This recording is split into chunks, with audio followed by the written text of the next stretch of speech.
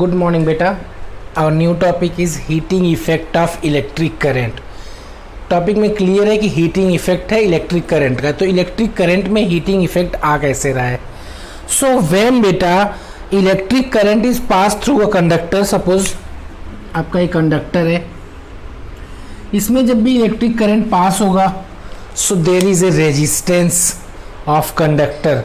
तो क्या होगा, इलेक्ट्रॉन्स जब बहुत फास्ट मूव करने की कोशिश करेगा तो देयर इज़ अ कोलिजन. हमने पिछले टॉपिक्स में देखा है, वहाँ पे कोलिजन होगा. तो जब उनके बीच में कोलिजन होगा तो इलेक्ट्रॉन का जो स्पीड है और फ्लो है रुक जाएगा. तो उस फ्लो को कंटिन्यू रखने के लिए हमें कुछ वर्क करना पड़ेगा. तो जब हम वो वर्क करते हैं तो उनके बीच में जो कोलिजन होता है तो वही वर्क हीट के फॉर्म में रिलीज होता है. जो हमने मेहनत किया है उसमें जो वर्क डन होता है उसका, हमने नहीं मतलब जो उसके अंदर वह मेहनत होती है बेटा, जो वर्क होता है वही वर्क हीट के फॉर्म में रिलीज होता है. मतलब इलेक्ट्रॉन्स को कंटिन्यूसली फ्लो में रखने के लिए, कंटिन्यूसली फ्लो में क्यों रखना है, क्योंकि फ्लो नहीं होगा तो इलेक्ट्रिक करंट जनरेट हो रहा है. और फ्लो में रखने की ज़रूरत क्यों पड़ रहा है बेटा, क्योंकि there is a collision of electron. आपने पोटेंशियल डिफरेंस प्रोवाइड किया तो लोअर पोटेंशियल से हायर पोटेंशियल की तरफ इलेक्ट्रॉन फास्ट मूव करेंगे. तो during this period there will be a collision. So due to the collision the speed will be slow. So for maintaining the speed we have वहाँ पे कुछ work करना पड़ेगा. तो वो वर्क की वजह से कुछ एनर्जी आपका लॉस होगा. वो एनर्जी जो रिलीज होगा due to the work only. And work इसलिए हो रहा है बेटा क्योंकि इलेक्ट्रॉन्स को हमको कंटिन्यू रखना है फ्लो. ओके, तो जब सपोज हमने पोटेंशियल डिफरेंस यहां से कनेक्ट किया, आपने यहां पे बैटरी लगा दिया,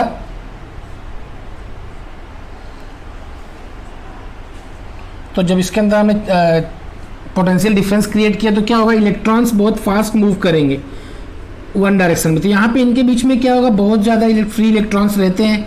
तो वो फ्री इलेक्ट्रॉन्स क्या होगा बेटा, आपस में कोलाइड हो जाएगा.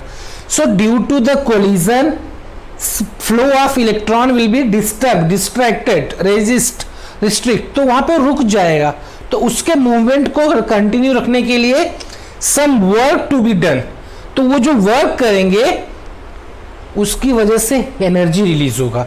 सो heating effect is generally electric current का हीट एनर्जी के फॉर्म में कन्वर्ट हो जाने को ही हम हीटिंग इफेक्ट बोलते हैं. And this heating effect is also known as Joule's law of heating.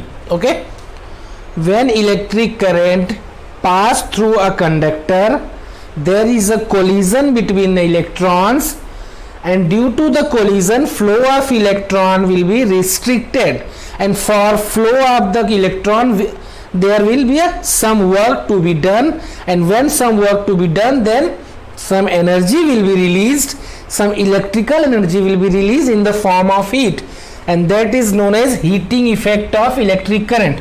अब इसको हम न्यूमेरिकली समझते हैं बेटा, मैथमेटिकली फॉर्मूले के थ्रू में. तो वहाँ पे कुछ वर्क करना पड़ेगा.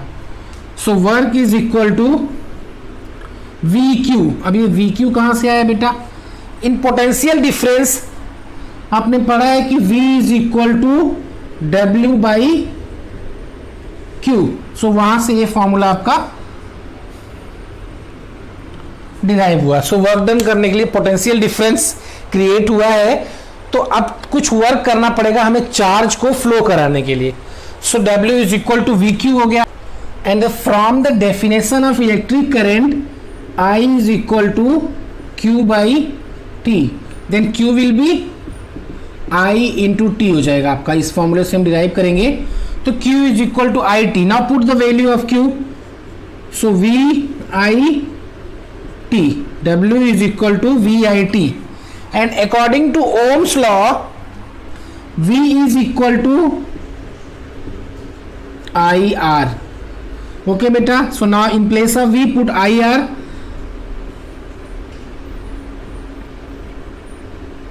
IR into IT is equal to I square R T. तो आपका W हो गया I square RT. So according to the heating effect of electric current, when electric current is passed through a circuit there is a collision between the electrons because of they are drifting or moving in a one direction. So there is a collision. So speed of flow of electron will be slow down and for continuation of flow of electron there will be some work to be done and that work, उस work को करेंगे तो energy consume होगा और वो energy जो है heat के फॉर्म में रिलीज होगा. So in place of W we will use H.